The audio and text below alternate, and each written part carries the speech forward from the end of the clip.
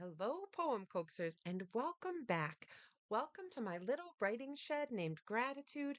I am Amy Ludwig VanDerwater, and this is Visit 8 from the Poem Farm of Coaxing Poems. And Visit 8 we'll call Tap It Out because today's little chat is about where poetry and math, in a way, come together. Many of the poems that we've been writing together through this series haven't concentrated at all on the beat of a poem or the meter of a poem. And so today I'd like to just share with you a little bit of something you can try if you'd like to experiment with a beat and a meter to your poem to make your poem have almost a musical sense. And when we have a beat or a meter to our poem, we tap it out sometimes so that we can hear it and feel it inside of us.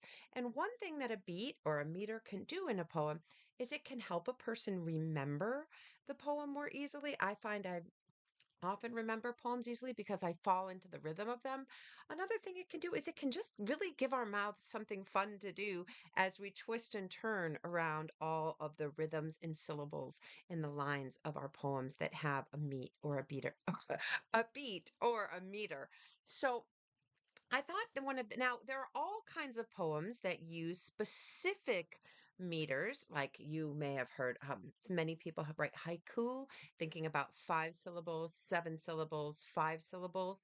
Just a side note: they don't have to have 5 syllables, 7 syllables, 5 syllables, but often do. Especially here in America, we tend to do that. And also, you may know a limerick. I brought a limerick here. A famous one called "There Was an Old Man with a Beard" by Edward Lear. And I'm going to read it to you, and I want you to hear the beat of it. There was an old man with a beard. There was an old man with a beard who said, "It is just as I feared. 2 owls and a hen, 4 larks and a wren have all built their nests in my beard." Now, if I were to tap this out and listen for the syllables, I wouldn't include the title, but I would say, "There was an old man with a beard," 8 syllables.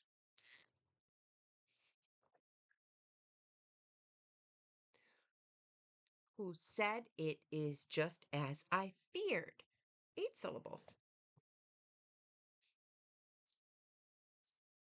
"2 owls and a hen, 4 larks and a wren," 10, "have all built their nests in my beard," 8.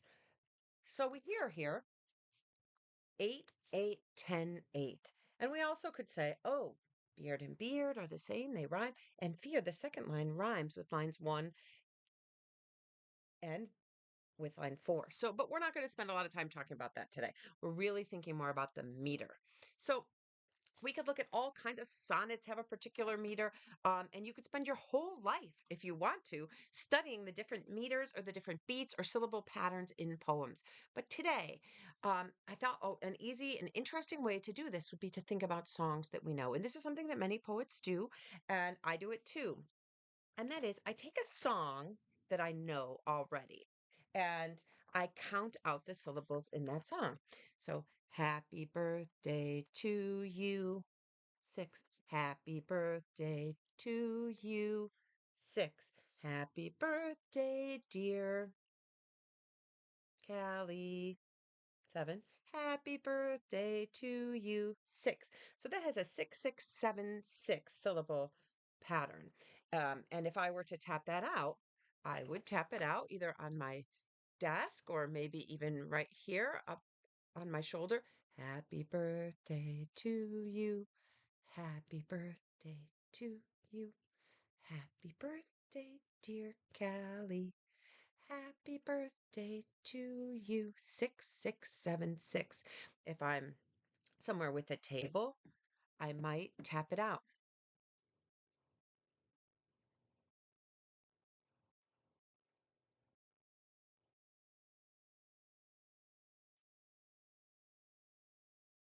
And then I feel it inside of me. And I then try sometimes to write something that has the same pattern, the same rhythm, the same meter, the same beat. So I might take "Mary Had a Little Lamb" and count out the syllables. Try something that has the same. I might try. Here's one I did. Try and do the tapping of this one with me. This is I'm a Little Teapot. So put your hand either on you or on your desk and count out with me. You can sing along too if you want to. I'm a little teapot, short and stout. 9. Here is my handle. 5. Here is my spout. 4.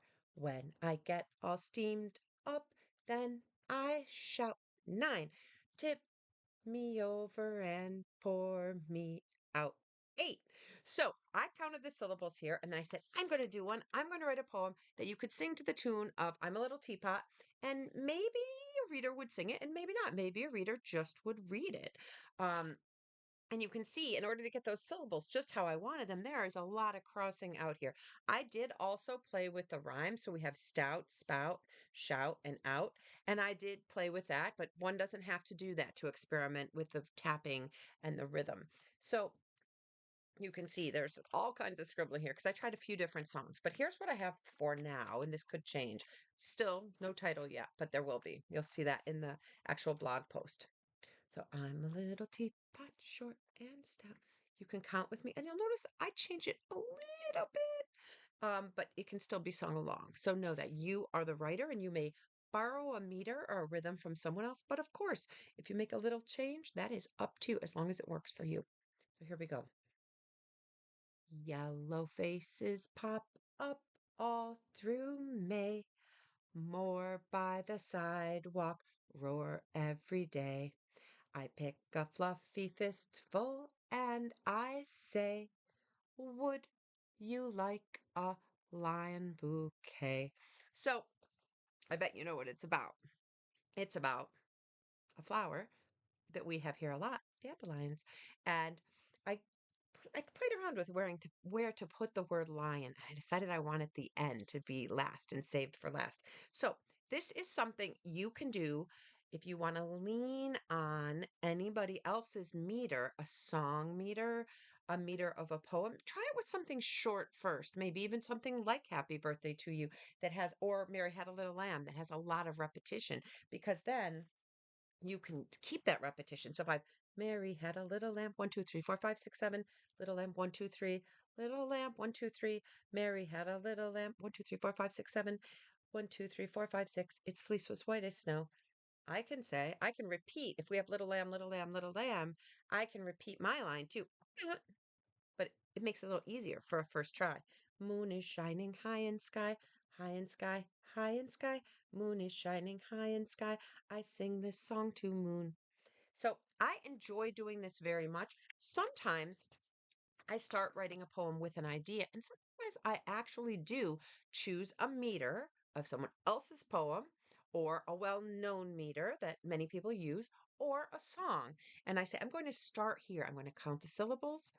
I'm going to write those syllable count on a new piece of paper, and I'll try to write something that aligns with that, that matches that, that has the same tune, that sounds like the feel of this other beat, this other meter, this other pattern. Um, and then there's a whole other, I also have to pay attention to the stresses, which we won't talk a lot about now, but just so you know what that is. When we say, I'm a little teapot, you can hear that the emphasis is on pot. I'm a little teapot, short and stout. We don't sing that song. I'm a little teapot, short and stout. Like we have the syllable. So if I say my name is Amy, I don't say my name is Amy. So we think about the word and where the emphasis is or where we hear it stronger. So Mary had a little lamb. Mary had a little lamb, little lamb, little lamb. So where do we emphasize? That's another part of playing around with meter. Let's just today really stay with syllables, counting syllables, listening for syllables, and trying, if you feel like it, to take some idea of your own and pour it into a container that is already existing in the world. A meter that exists because it's another kind of poem. It's a song, it's a poem someone else wrote, and tap it out. So today we're talking about tap it out. And remember, you can tap right here. I can tap row, row, row your boat. 1, 2, 3, 4, 5, and you can sing, and then you can tap the numbers. You can sing the numbers even if it's a song to help you hear and feel a new meter that you may never have written in before. And sometimes what's a little surprising and wonderful is that a new meter can actually even give you a new idea. So thank you for joining me here. This is Coaxing Poems. This is visit 8. It's a pleasure as always to be with you. I look forward to seeing you for 9 and 10 coming up soon. And I wish you well, tap, tap, tapping it out. And if you're somewhere in a public place and you're tapping along, everybody's going to wonder what you're doing. So thank you for joining me. I look forward to seeing you soon.